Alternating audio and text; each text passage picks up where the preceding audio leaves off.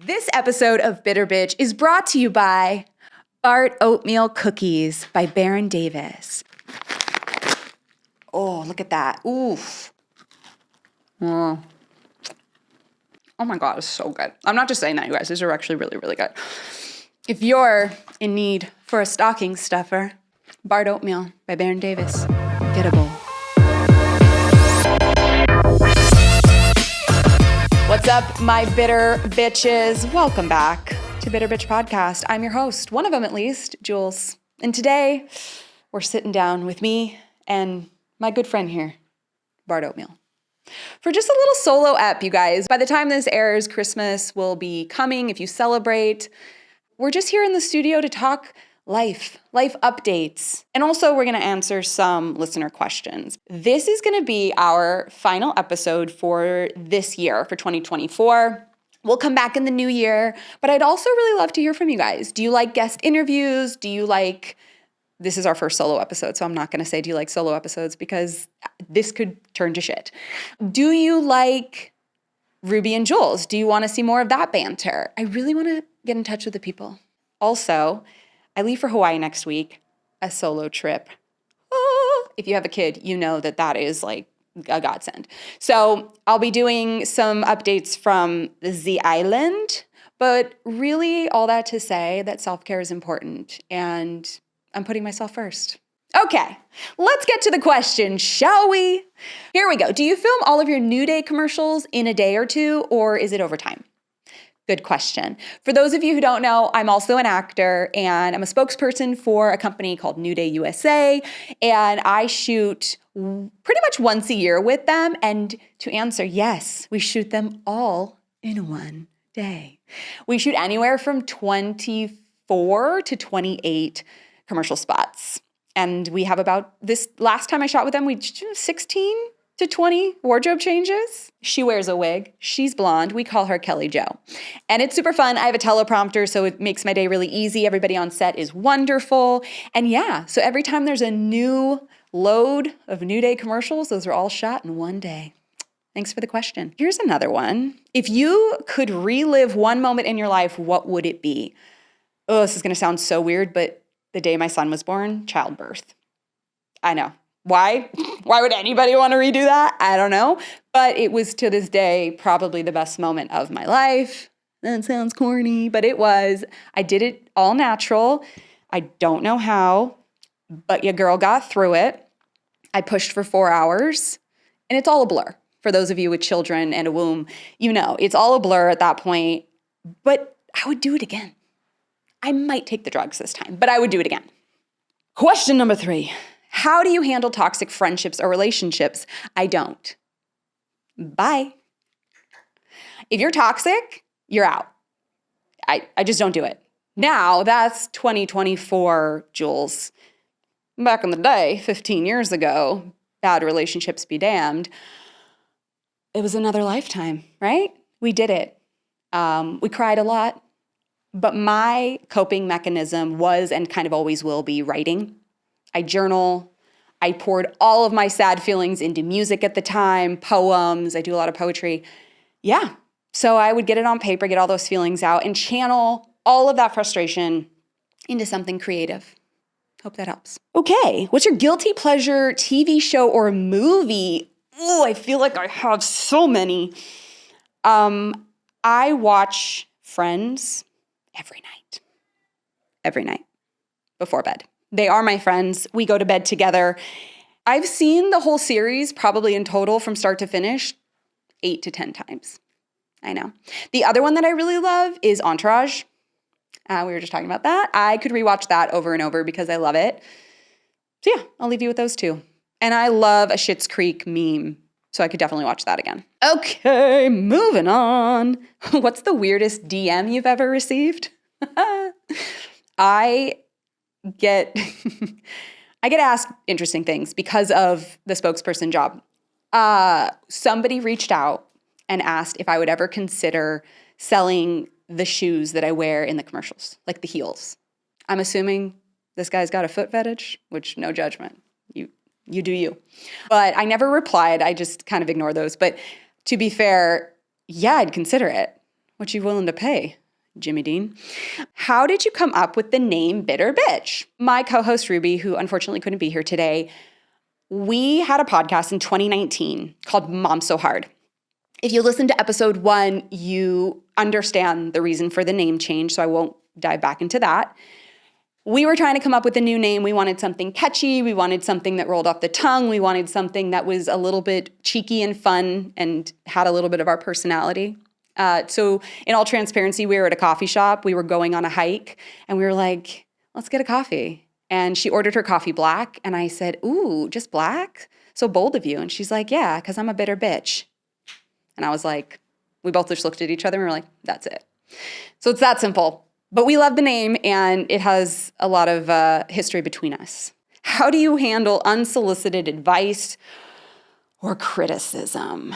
Yeah, you get a lot of that, especially as a woman, especially as a creative. So I'll answer this in 2 parts. As a woman on social media who puts themselves out there in, I like to say, a very transparent way, I get feedback. We'll call it that. Feedback on my image. So like my septum piercing, nose ring, the hair color that I have, the way that I dress. And I don't really care about other people's opinions of me. Maybe that's an unpopular opinion. So to me, if you're looking at me and you see something that you maybe don't like or you don't vibe with, not my problem. That's yours. So I personally just let it roll off the back. I don't take anything to heart. That's harder said than done, but I've gotten to the point where that's how it goes. When it comes to my creative work, I am a little more bitter about it, I will say. If somebody gives me notes on something, like i.e. recently I sent my script to somebody that I recently finished. It's a comedy script with like a bridesmaid type vibe of comedy. I sent it out to someone, and the feedback I got was plentiful. And at first I read it and I was like, oh, like kind of a gut punch, like kind of a sour, bitter bitch response in my head. But then I thought to myself, like, everyone's going to have an opinion, just like everyone's got an asshole. So I felt like I took it with a grain of salt. And then I also reminded myself that this script in particular, this piece of work, may not resonate with everybody, and that's okay. Hope that answers your question. Okay. If you could give your younger self one piece of advice, what would it be? Don't forget to moisturize your neck. Right here. Jules, don't forget. This is a part of this, and this is going to go quicker. You know what I'm saying? What is a goal you might be working towards currently? This, I think in recent history, this in recent times is a little bit more popular than it used to be.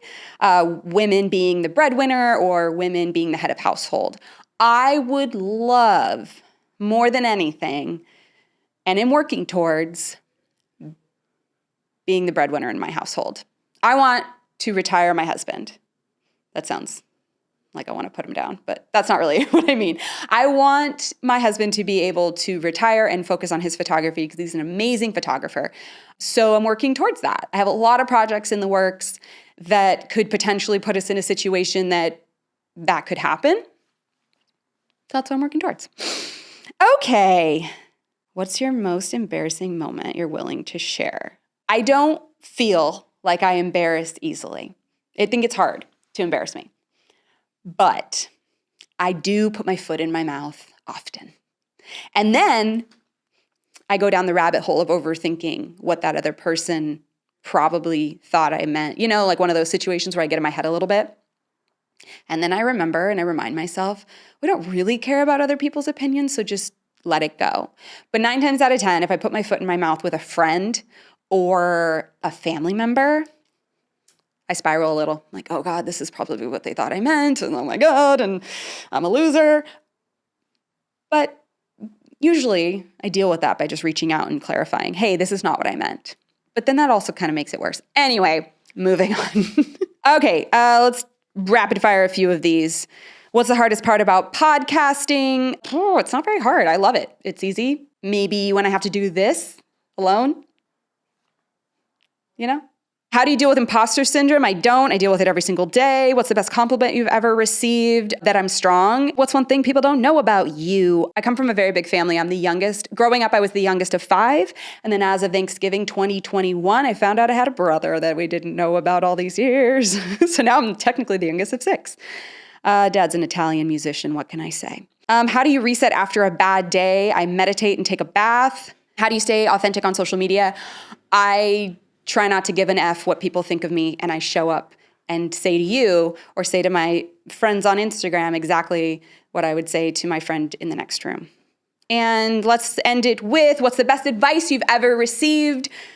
It's going to sound so annoying and corny, but like, this too shall pass, because everything is just a moment and a fleeting second in life, and you cannot dwell on the bullshit happening in this exact moment because it'll be gone in a second.